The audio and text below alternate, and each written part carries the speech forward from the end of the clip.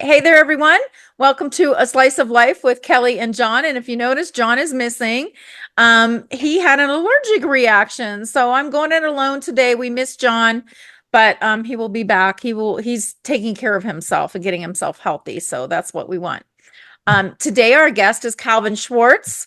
And I can't wait to hear all about you and what you've done. You have a long history of doing a lot of different things, but most recently now you're an author, and I'm intrigued about the topic of your book, uh, finding your way to spirituality, or the meaning of life, whatever we want to call it. Sure. I look forward to hearing about that. So where would you start with your story? Like, who are you?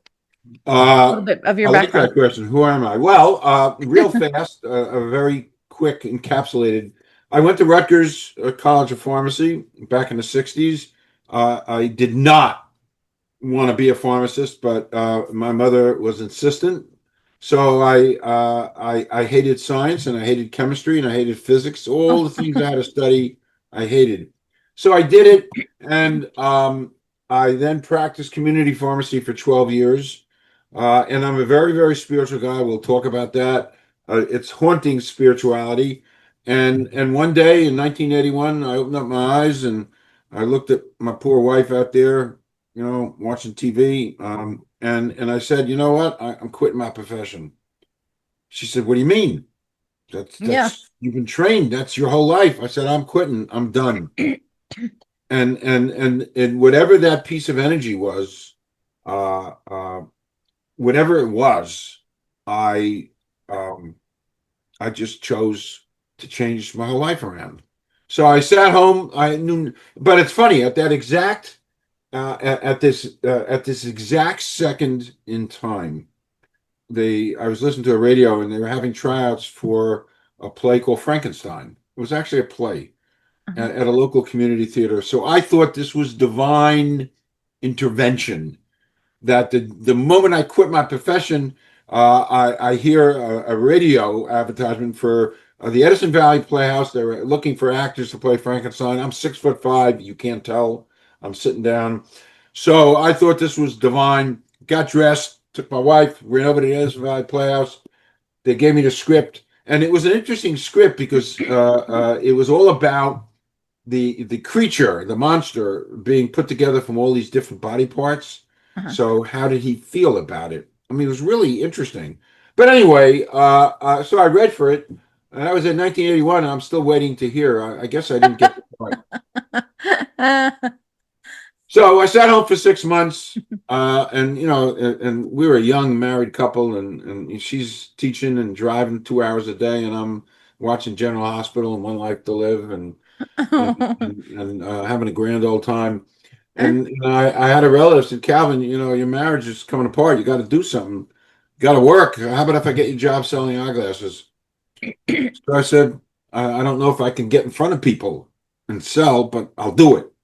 So he got me a job selling eyeglasses, and I liked it. Kelly, there was a little spark, this communicative spark. And I like talking to people.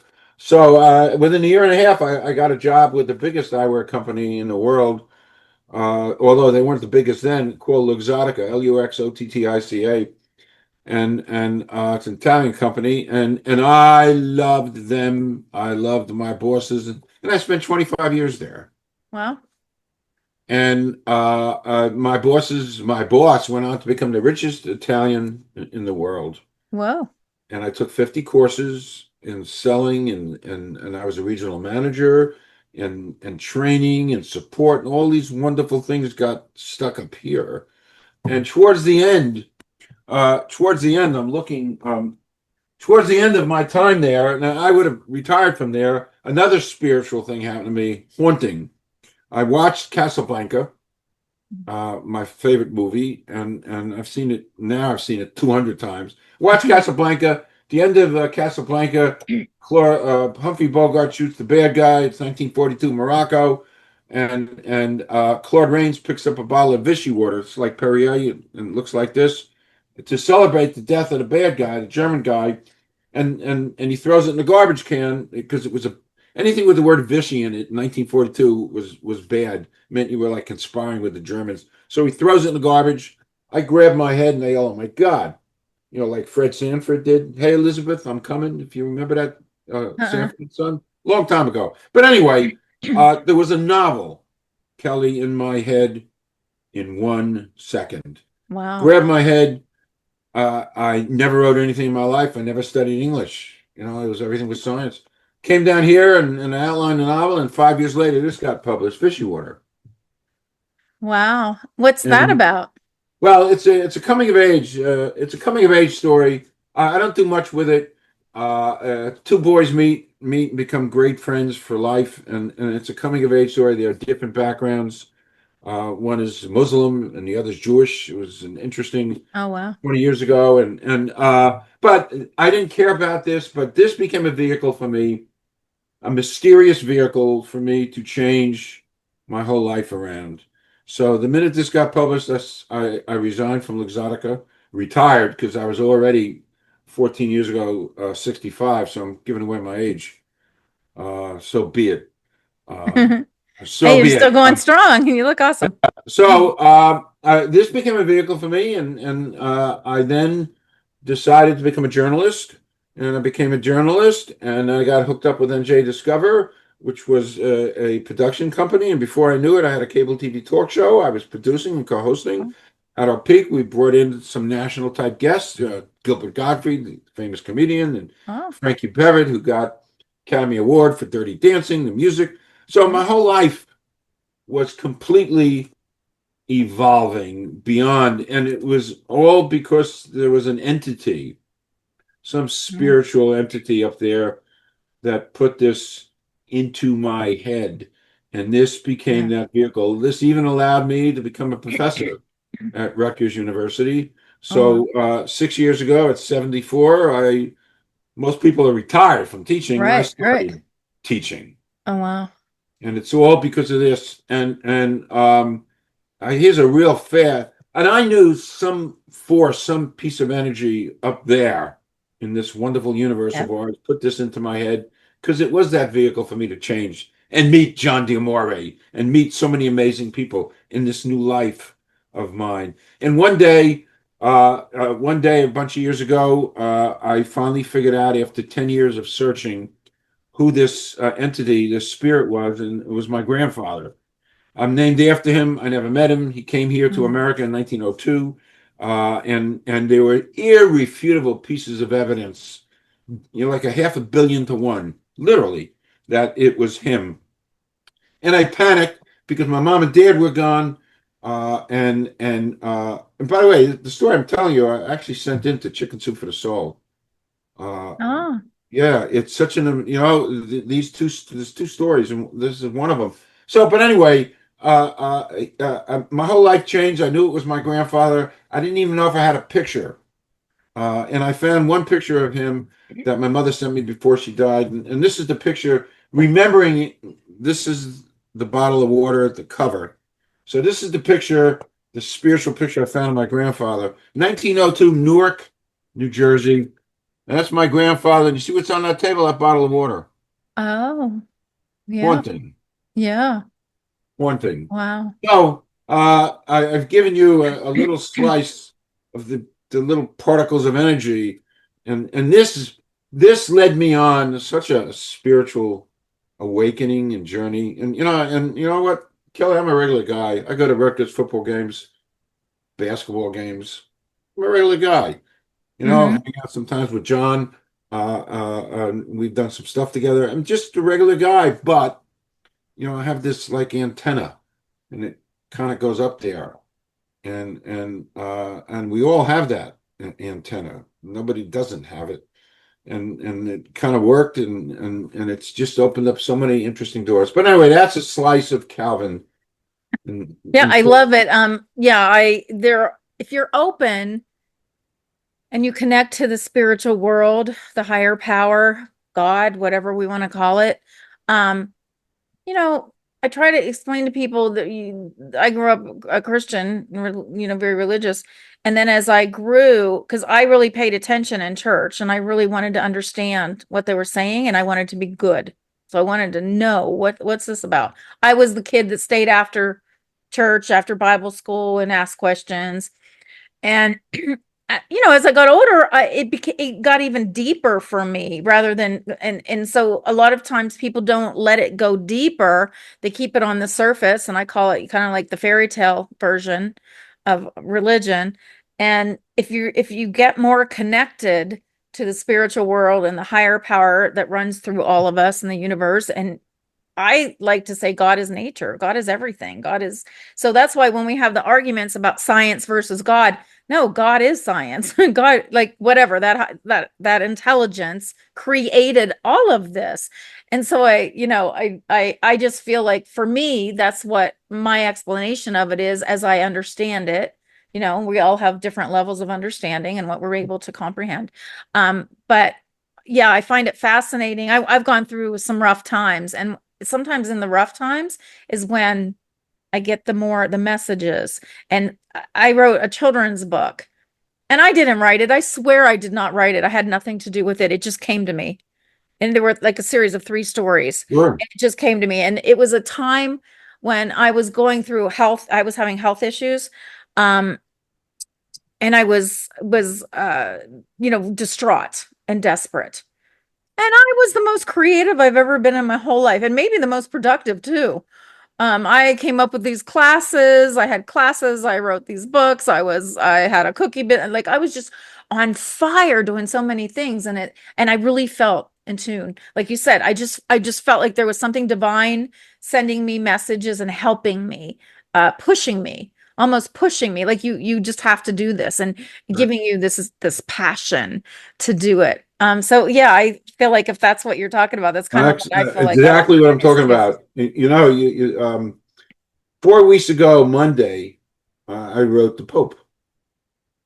I wrote the Pope a 4-page bullet Wow. point letter talking about my spirituality, and then I wanted to share it because in my second book, which there's a tortoise in my hair, a journey to spirit. That's the second book. That is really my journey, although it's quote fiction. But and I got a Kirkus star, which is the highest honor you get from Kirkus for literary excellence. But Oh, in wow. this, yeah, I mean, I can't. They compared me. Kirk has compared me to John Irving, The World According to Garp. A major writer. I'm just a Jersey guy. Criticism. You know, Wow.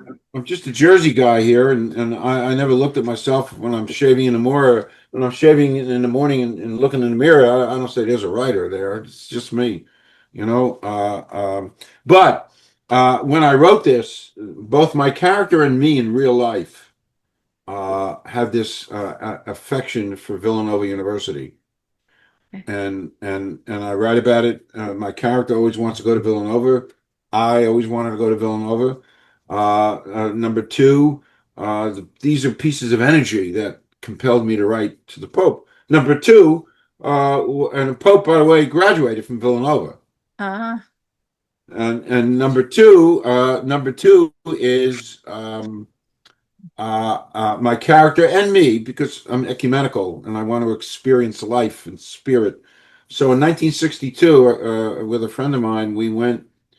I wanted to experience midnight mass. To me, it was thrilling and it was poignant and all these things. So we went to midnight mass, and I loved it. And we went to a church called St. Leo's in Irvington, New Jersey. As it turns out, the Pope is Pope Leo. oh, So these wow. were pieces of energy. And as I'm starting to, and then listen, I could tell you stories. I came out of the Church of the Annunciation. I went there. I went to the Church of the Holy Sepulchre in 2016. Great story. 2016, my wife, sister-in-law, cousin, we went to Israel, the Holy Land, and I couldn't walk. I wanted to cancel the trip. I couldn't walk because I've been treated for 2 years for my knee, and I was told I need to get a new knee. I can't walk. The pain, excruciating. So I had to walk with a cane. I mean, I'm like an old man. It was terrible. And we had planned this trip, and I didn't want to cancel it.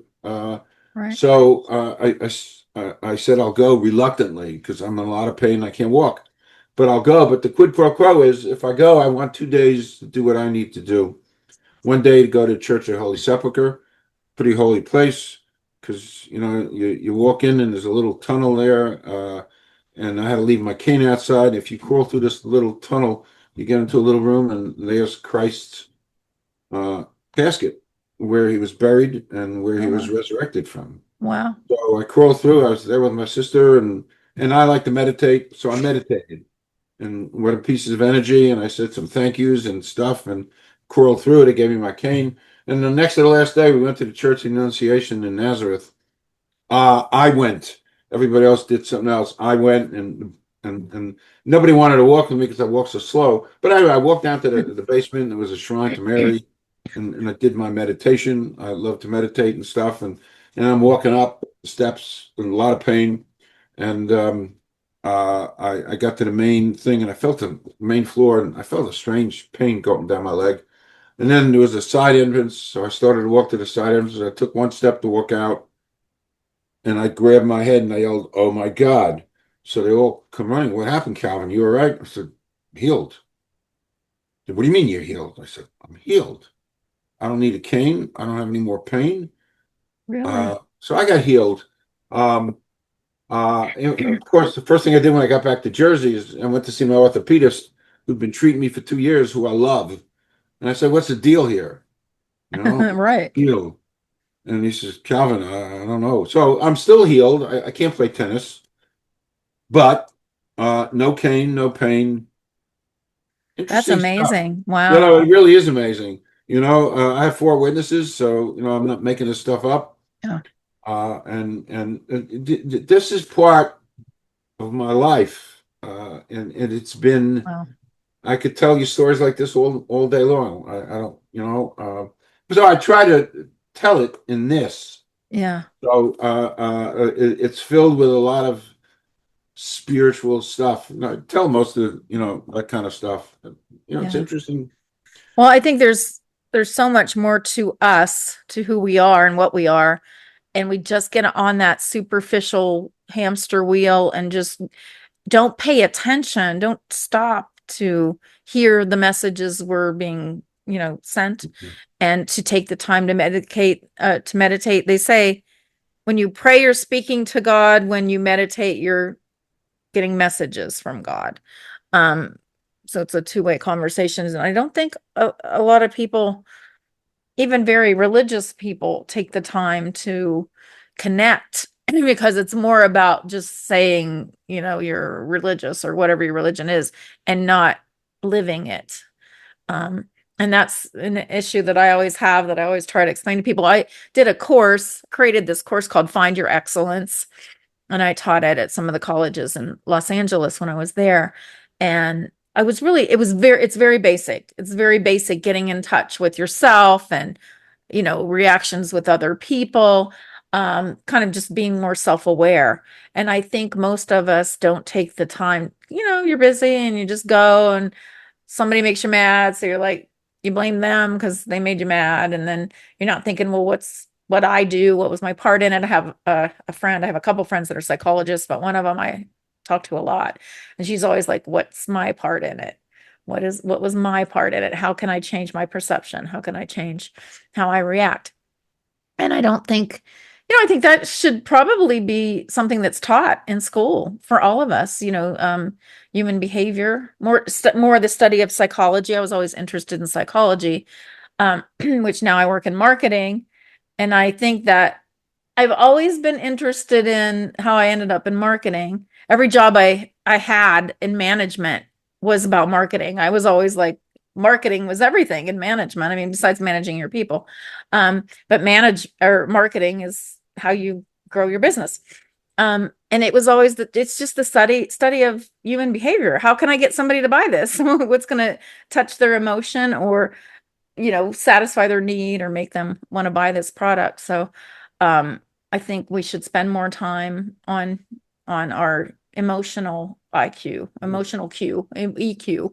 Um, obviously also IQ and studying, and this, studying how Correct. the world works. But yeah, I don't know that we spend enough time. And I'm guilty too. I mean, I don't always react to everything the way I wish I had. But I think just being more aware of things is makes your life better. And then also I think it gives you a little confidence to go for it. Like, when you came home and decided I'm done with you had gone to school for pharmacy and like that's a big undertaking. Big, Um, and invested all that time and then worked in the industry and then you just decided I don't want to do this. And that takes a lot of guts. a lot of guts. Yeah. To give I, that up. I mean, not that you couldn't fall back on it later, but still just to walk away from it. You're settled, you're got a job and then the funny thing is then your sales in eyewear. That's, who would guess? How would you know that that's something that just correct. came along? It's not like something you You know went what? looking for. I don't think, I don't think, I don't. It's. I guess all of us we try to find what our purpose is. I'm still trying to I meditate and I commune and spiritualize and I have notions and ideas, but if somebody said, Calvin, you're going to grow up and be an eyeglass salesman, never in a billion years. Right. Never in a billion years. It was a million. I mean, I wasn't. I was kind of quiet back in those days, and I didn't think I could. I had the stomach to get in front of people, and because I'm an honest guy, and I'm not going to tell somebody to buy something if I Right. don't. And that was always one of my problems in sales. I was really honest. So, if somebody wanted to buy something, I said, well, don't buy that because I don't like it. And that was my thing. But uh, who I'm knows? I'm the same way. I tried when I was younger, I was like an Avon lady. I don't know if you remember those cosmetics, but Sure. I would sell Avon. And I remember somebody wanted to buy one of their mascaras once, and I was like, "Oh no, you don't want that. That's not very good." Because I had bought it and used it and I didn't like it. She goes, "No, I've worn that mascara for 10 years. It works for me." And that was a lesson for me at that point that, just because I don't like something doesn't mean they won't like something either. But I was always really honest because and in marketing, these days lies don't work anymore, especially with the internet and reviews, and you can't get away with it anyway. But the more sincere you are, and you come from the place where I am helping this person by satisfying a problem that they have, and that's Right. really what sales is. Correct. Man, I look at it the right way. So, Yeah. but now you also have a podcast. And what can you tell me about that? Conversations with Calvin. I'm looking at your page right now. Sure. We the Species. Yes. It's been my belief since I was 10 years old as a little kid, and I used to take a bus to go downtown Newark to a movie. So I was 10, 11 years old. And of course, the bus would. So the differences in people always bothered me. I didn't know why people of color, black, lived here, and people who are white lived here, and people yellow lived there, people who are pink lived there. I didn't.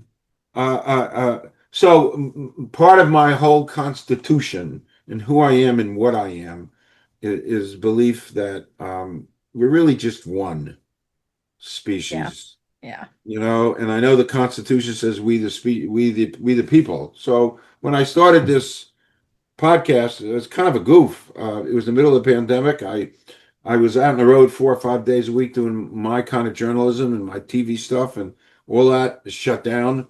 So what do I do? And I was um, I collected a lot of people in my social media network because I'm a retired guy, card carrying member of AARP. I'm over a 20-year man here. So over 20 years of AARP, I'm sitting in this chair, Kelly, and this one day, a bunch of years ago, not that long, but what do? I connect with people. So I picked out a particular social media thing and I started connecting and I spent 4 hours, truth, my hand to God, true.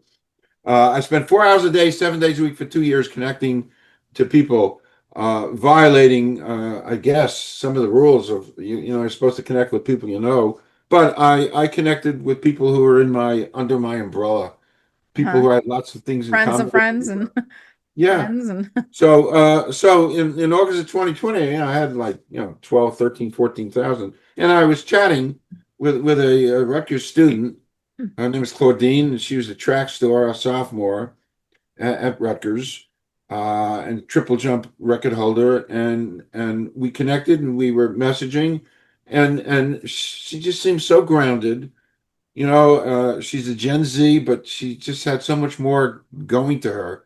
So the following week, I said, "Hey, send her a message. Can we talk on the phone? You're so interesting." And I do a lot of mentoring at Rutgers, so we talked on the phone, and I was just kind of overwhelmed with her grasp and her depth.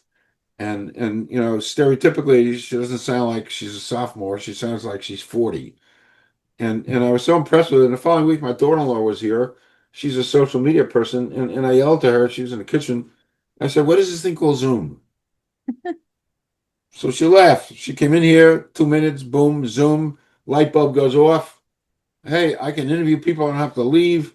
And then, of course, I get a chance to practice what I believe in. We are one species, so it became conversation with Calvin. We the species. Uh-huh. And I've done approaching 400 real interviews with people all over the world. I Wow. mean, Cameroon, Nigeria, Lebanon, Egypt, Italy, India, Wow. Borneo, Slovenia, Sweden, Spain. I mean, it goes on and on, and Jeez. every color, every diversity, every anything, and it's Yeah. a great joy for me. And I watch it grows. A little bit here, a little bit there. I'm not interviewing Oprah or George Clooney. I mean, I would, but I'm not. I'll let But him know.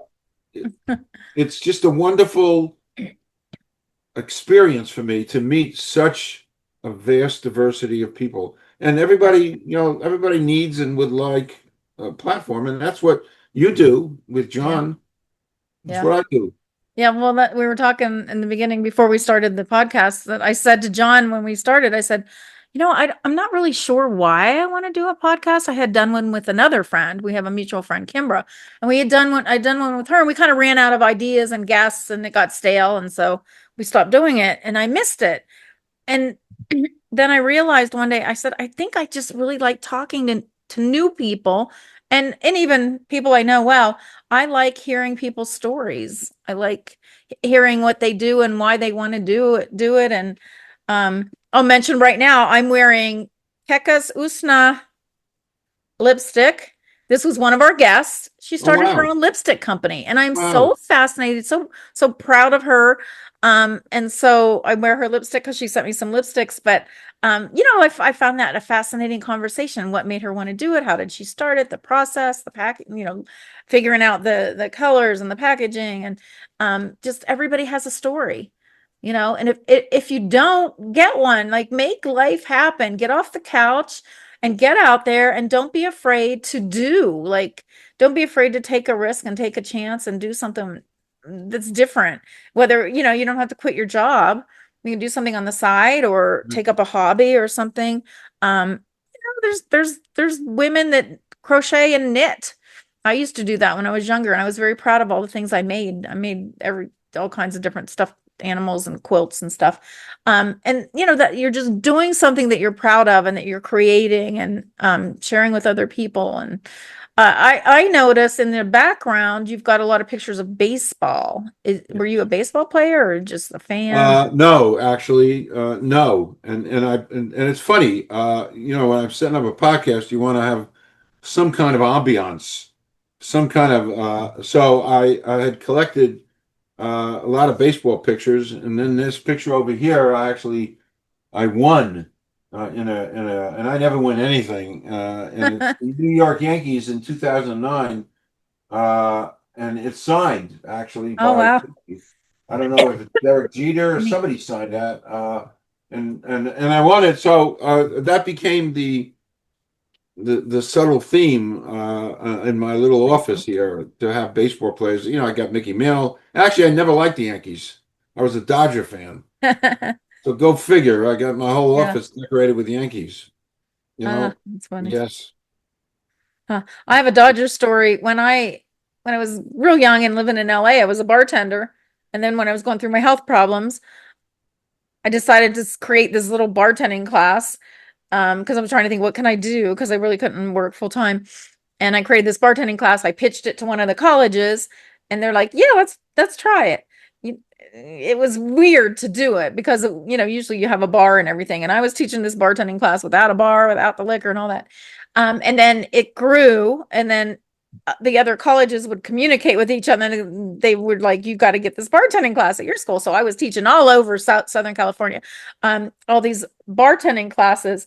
And the funny thing is that, well, that's one thing led to another. And, that's how I ended up doing the personal growth workshop. And, oh, what was my point with the bartending classes? What were we saying about? Well, baseball. You have a Dodger Oh, the story? Dodger Stadium. Yeah. So then I get an email or a call one day from Dodger Stadium, and they're like, "Yeah, we hired one of your bartenders, and she knows everything. She knows so much. So we're Wow. wondering, could you come and teach our bartenders?" I'm sure. I'm like, sure. So I'm thinking, maybe 15, 20 people, 100. I'm Wow. like, literally at the in the field, we've one of the restaurants or whatever, how it goes around, wraps around. Sure. I've got like 100 people. I had to buy a microphone to teach it. But anyway, so I taught the Dodger Stadium bartenders, back then. And that's the only time I've ever been into Dodger Stadium was at that doing that. But it was really, a fascinating. And then the Yeah. lady that had hired me there, she went to work for the Lakers, and she asked me to hire, to teach them, but I'd Wow. already left LA and I was in Los Angeles at that point. But Wow. anyway, it was kind of a fun thing to do and interesting.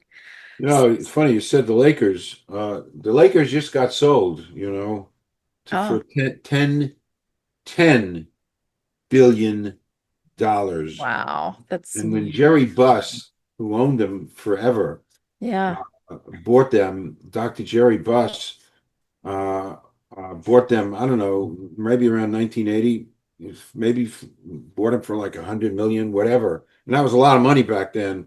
So over the yeah, years, yeah, that franchise went from, 100, whatever it was, 100 billion to whatever, to $10 billion. And you wow. know what? It's Probably nothing. worth it. It's Yeah. in other words, an NBA franchise. It's 12 players that change almost every year, and a coach, and you have the arena. I don't know who owns the arena, but you have the arena, and what is it? It's 12 players playing basketball. Right. Yet it's worth 10 billion. Yeah, that's crazy. Crazy. But I mean, everybody gets caught up in it. The Lakers have put out so many good players. And what I got interested in, I'm not into sports, really, but I really got interested in the girls basketball because of that Caitlin Clark. Caitlin, Oh, Caitlin she's so Clark. fun to watch. And then when I started watching her and watching all the other ones, I was like, oh my God, these girls are really good. And it made me proud and excited because when I was young, women's sports weren't such a big deal. But now to watch it grow and become like professional, it was really exciting to see for these young girls to Yeah, young ladies have the opportunity. absolutely. Yeah. It's So, funny. I was a big fan of women's basketball way back. uh, Maybe 20 years ago, I started going, to Rutgers men's basketball, but I also started going to women's basketball.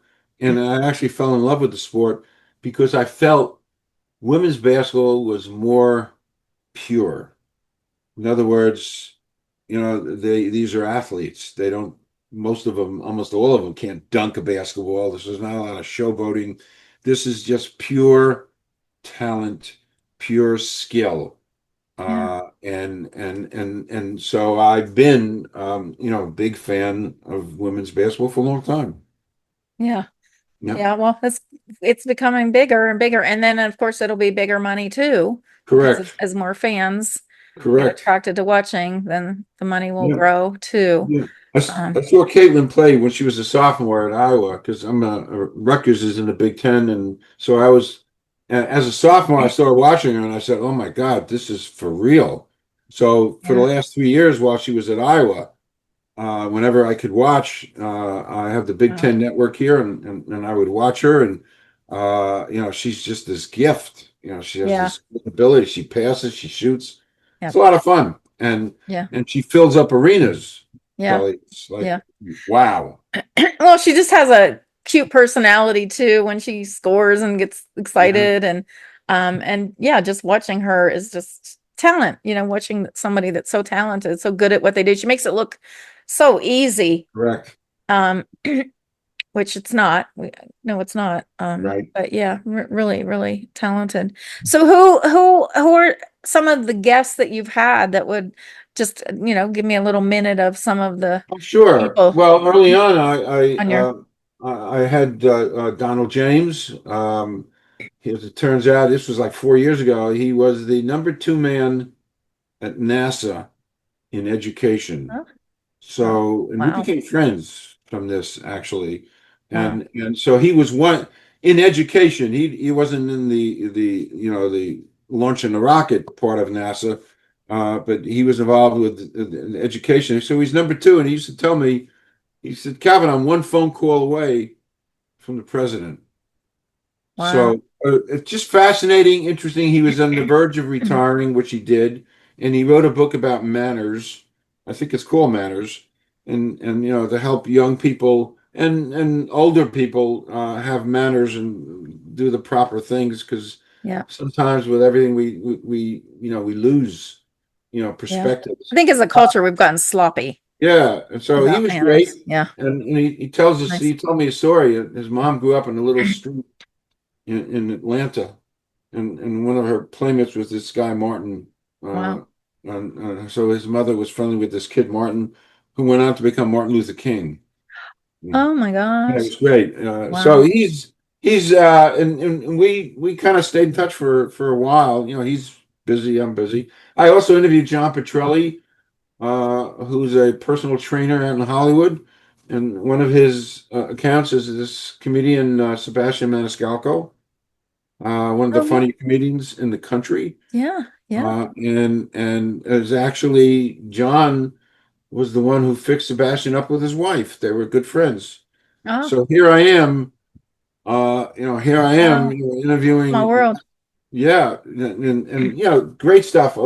I did a really cool thing in March. They have one of the bigger independent film festivals here in New Jersey called the Garden State Film Festival. I've been friendly with the founder and the director for many years, 10, 15 years.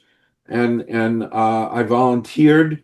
It's all indie stuff and wonderful, creative, amazing stuff. And I don't know, it's a 12th or 14th year or whatever. But I volunteered to interview anybody and anyone that they would send my way. Last year I did it last year, and they sent two filmmakers over to me, and I interviewed them. So this year I sent them a note. I'm happy to interview, and it's so funny. Unbeknownst to me, Lauren, the director, sent that email out to hundreds of people. Oh And by wow. the end of the day, I got 50 requests Oh, to for interview. interviews. Wow. So in 10 days, Kelly, I interviewed 40, Oh my goodness. 40 directors, actors, actresses, producers, anybody involved in film. And it was literally, these are not short interviews, they're an hour Right. interview. So it was one of the more gratifying uh, things that I've done. It was difficult, doing this Right. thing 7, 8 hours a day. I loved it because Right. my one of my claims to fame is I was in a movie with Meryl Streep. Ah, I'm a groupie. big time. I love movies. I love all of that. My whole life changed because of Casablanca.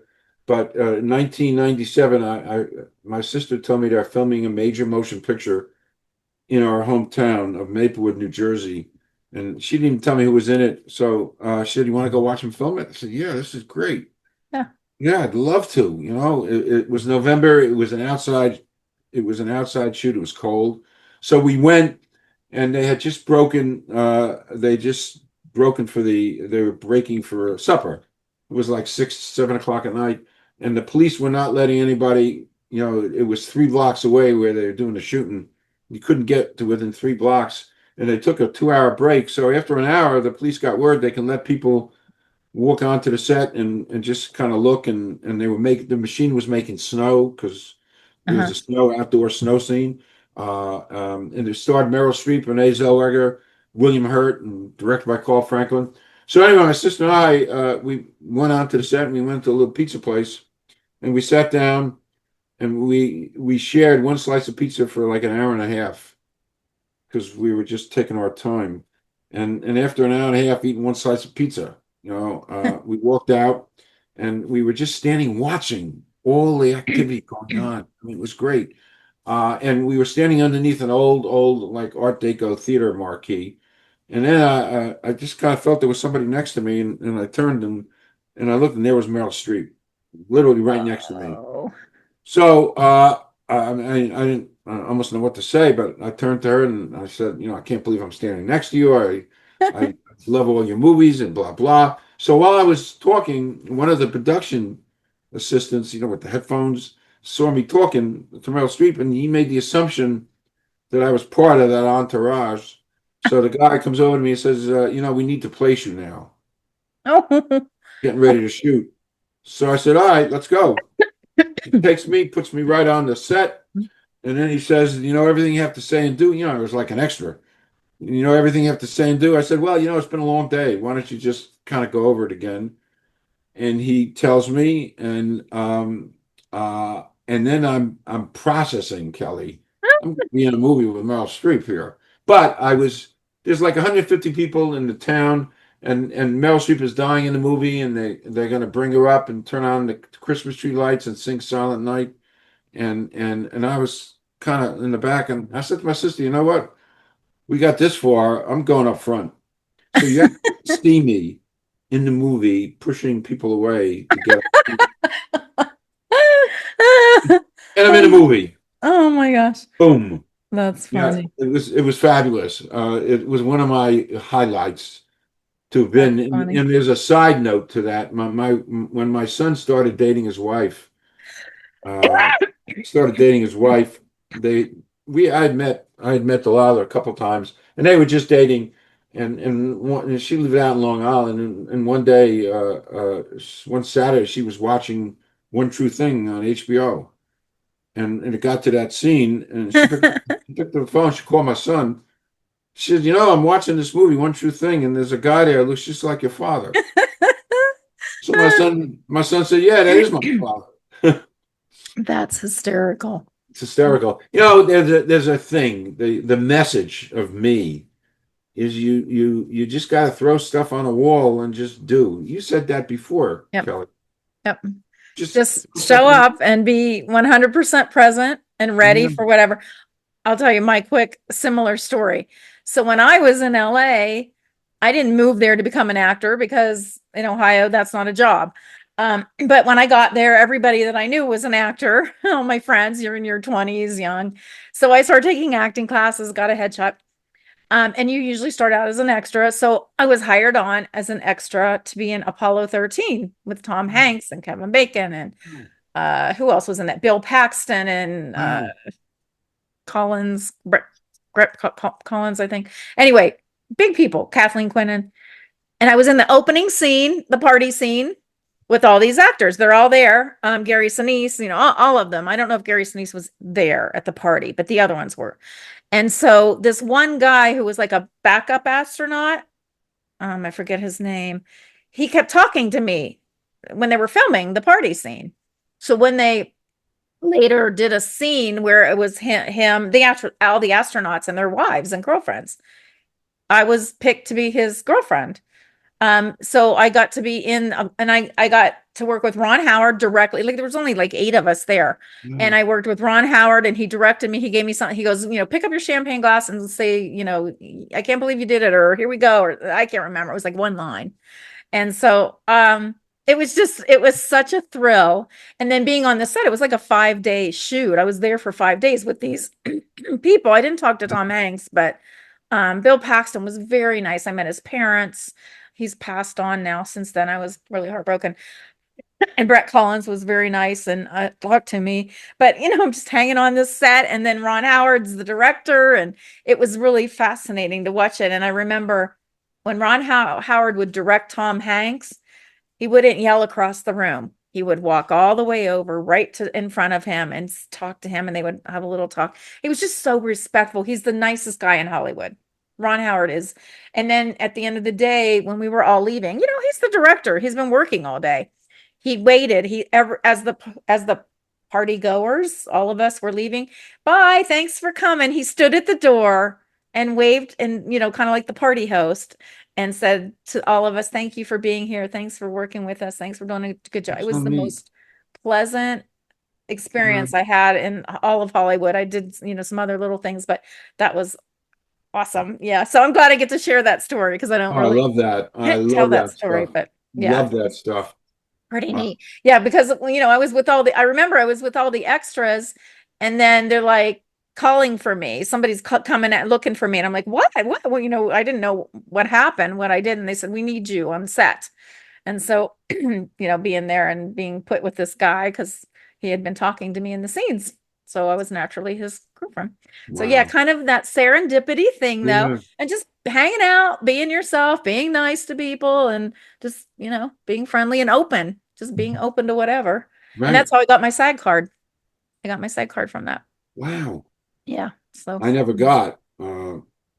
People say, "Did you get paid?" I said, "Actually, no, because I wasn't on any list. I didn't get.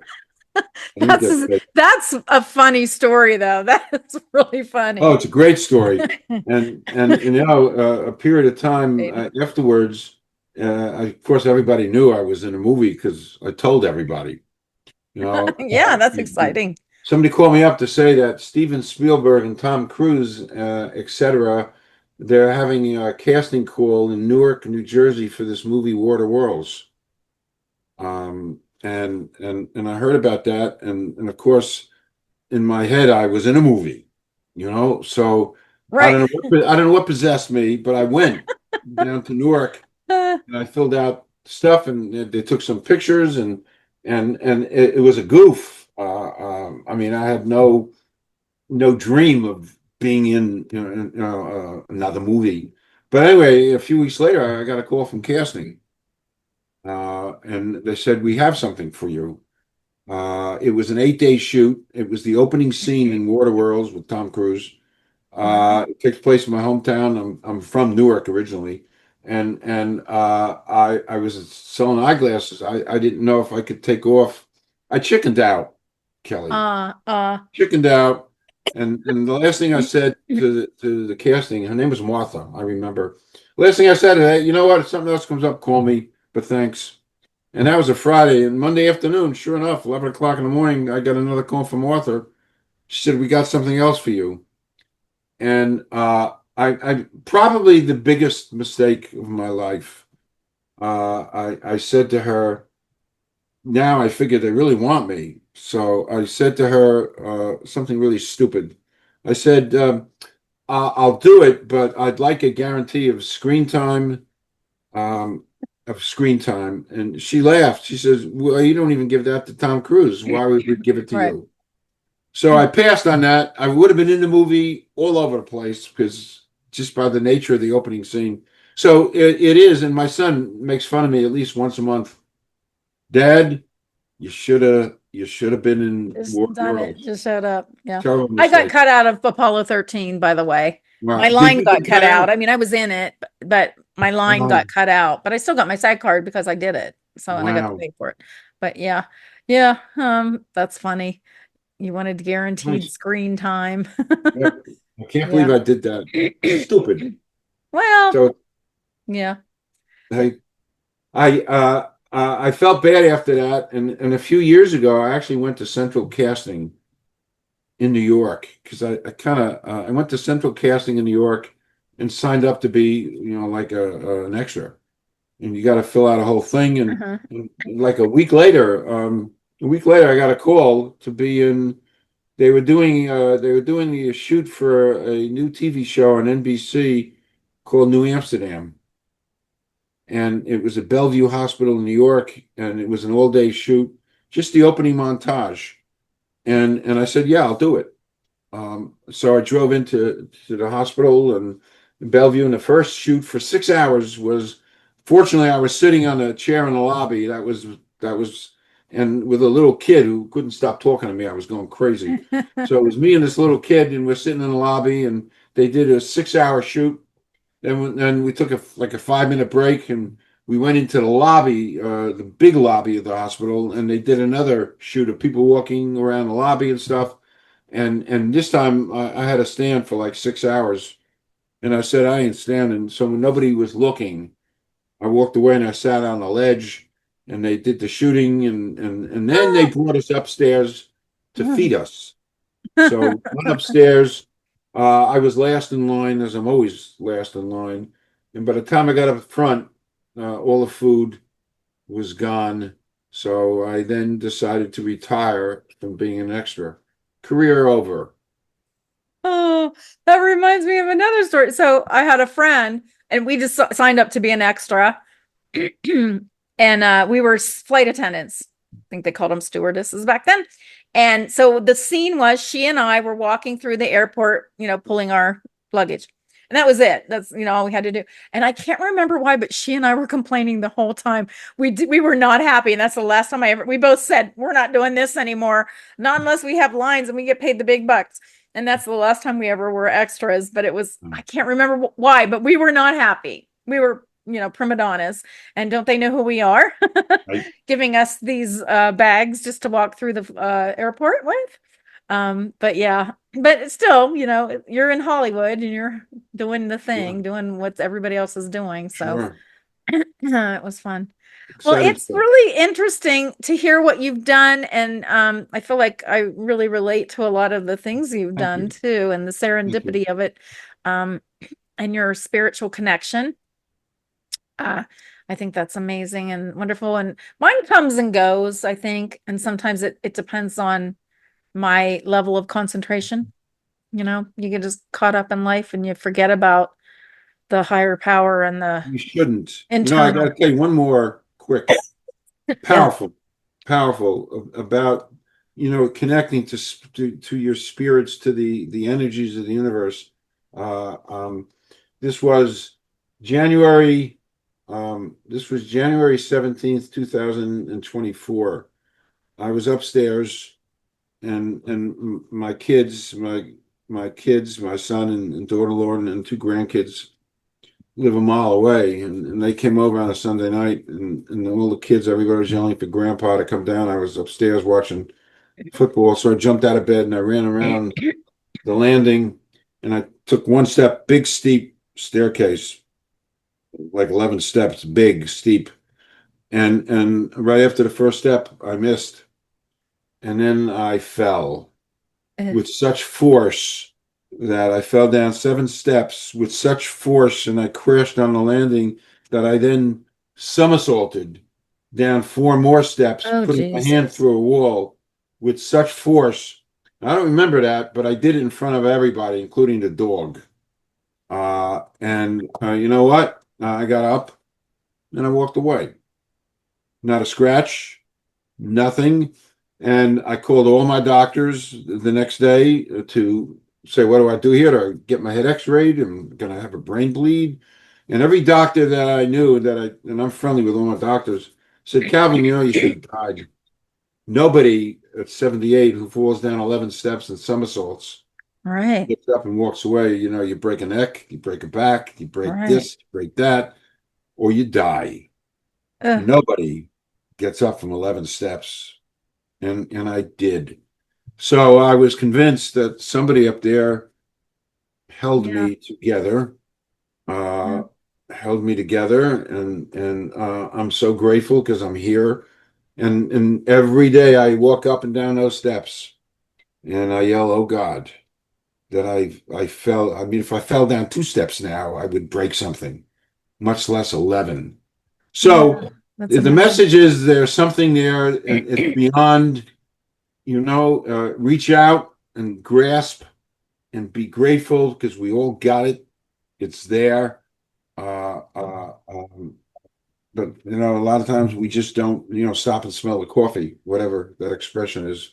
Yeah. But it's one of my favorite stories because it haunts me, Kelly, that happened, and I got up and walked away. Amazing. Yeah. Yeah, it That's is amazing. amazing. Or It's a really unique anyone to fall downstairs and anyone, do a anyone, much somersault less and somebody 78 who's 6'5". Wow. And you know what? I could tell stories like this all night long. Everyone to just sit and I mean, Yeah. there's a wonderful, gifted, spiritual things. There was such energy. That's why I wrote this. Yeah. I sat down for 5 years to express the energies and the gifts of Yep. spirituality. I call it spirituality. People, you can call it whatever you want Mm. to call it. Uh, That's what uh, I do too. It's just a connection to the higher yeah, power and connection to high power. And yet, nature. I'll be at every Rutgers basketball game this year and football games, and I watch from here to eternity and The Godfather, and I'm a regular guy who just was I don't know alert enough to know there's things beyond Yeah. wonderful things beyond our realm. Well, there's so much more than what our brains can comprehend beyond, Yeah, the dimensions, the three-dimensional world that we live in. right. And they're learning more and more about physics and quantum physics. And I don't know, AI might be change everything too. I mean, they're saying we'll eventually look up a guy named Daniel Schmachtenberger. Anybody who's watching this, he is amazing. He's probably the smartest person on this earth. Daniel Schmachtenberger. And Okay. he's done a couple of podcasts about AI. In fact, I'll look up a couple videos and email them to you. Sure, please do. He's I'm very amazing. interested I in could AI. listen to him talk forever. And he talks about the planet and saving the planet. He's just an amazing guy. And I feel more spiritual after I hear him talk. It's always on a podcast, it's on YouTube. Um, Uh-huh. and I always feel more connected to the life force after I Yeah. talk to him because you could tell that he's very educated. And the more educated you are, the more you understand how the world works. So you get I think you get a deeper connection when you're not just thinking it's superficial magic or something. Like you really, when you understand it, you have a deeper connection. So anyway, yeah, I'll send you a couple of his videos. Yeah, please do. He's I love that. amazing. I subscribe to four AIs. Each one kind of specializes in something else.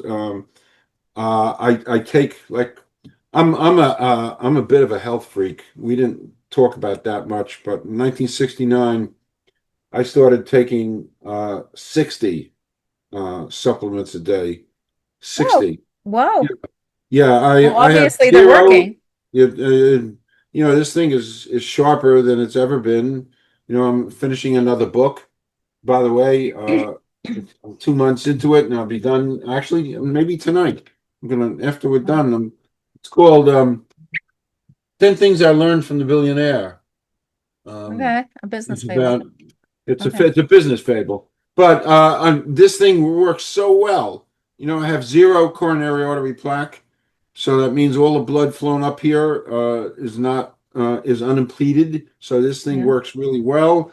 And what this thing is really good for is better than the Gen Z because I got 79 years under my belt of experience up here. Knowledge. They don't, and Yeah, AI can't replace this. right. But so and so, but I have in 1975 I stopped eating anything with four legs. Well, I have a question, then one more. Yes. What are the four AI tools you use?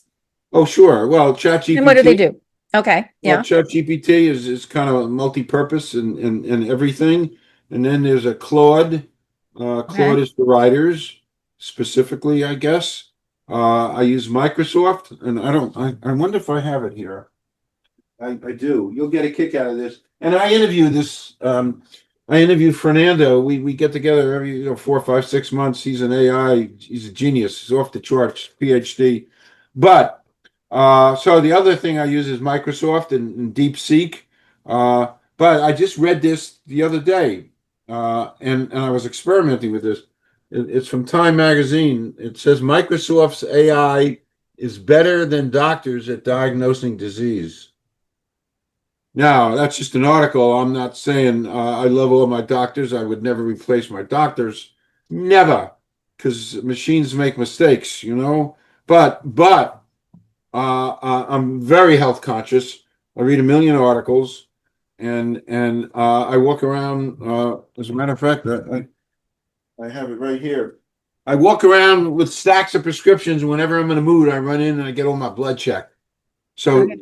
this is this is from my last blood test a few days ago. Oh, wow. 30 pages of blood work. And I love the look.